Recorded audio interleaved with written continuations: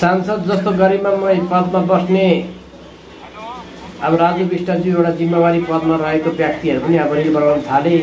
यहाँ हेर्नुहोस् है मुनिबाट मैले विरोध गरेको होइन, मलाई चाहिँ अलिकति सरम लाग्यो क्या।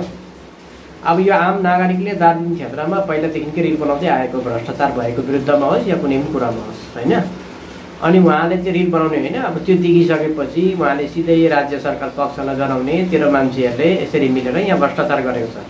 अब उहाँहरूले त अब यसलाई एक्सनमा लिँदैन, सजाय दिने कुरा आएन।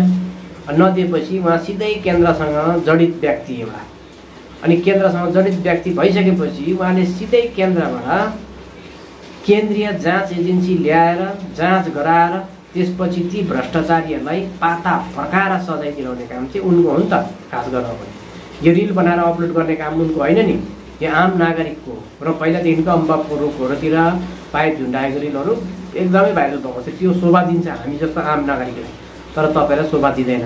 सरम लाग्यो मलाई चाहिँ भन्न चाहेको है यो देखेर। किनभने महाकाल बाबालाई साक्षी राखेर गोर्खाल्यान्डको मुद्दा फत्ते गर्छु भनिसकेपछि भारतभरि छरेर बसेको गोर्खा जातिले तपाईँलाई एउटा हाम्रो एउटा संवेदनशील एउटा हाम्रो पहिचान दिलाउने एक असल योद्धाको रूपमा तपाईँले हेरिरहनु भएको छ। अनि यस्तो हरकत देख्दाखेरि चाहिँ तपाईँको मान र सम्मानमा पनि अलिकति ठेस पुग्छ कि भन्ने मेरो विचार है। अब अरूले के सोच्छन् त्यो मलाई थाहा छैन, तर मैले चाहिँ यो सोचेको हो। र तपाईँको दार्जिलिङ क्षेत्रको एमएलए निरज जिम्बाज्यूले पहिलादेखिको घरि तपाईँलाई बोकेर कुदिरहेको पनि रिल भाइरल भइरहेको छ। मौरी खाएको, बाँदर टाउकोमा नचाएको होइन, टिभी अगाडि नाचेको। अब उहाँले यो नाटककारको इतिहास पहिलादेखिको रचिसक्नु भएको छ। अवार्ड पनि अब पाउने बेला भइसक्यो उहाँले।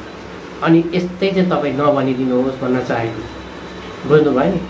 त्यसले गर्दा मेरो कुरालाई अन्यथा नलिदिनु होला भन्दै म सिके छेत्री बिदा लिन्छु। धन्यवाद। जय गोर्खा।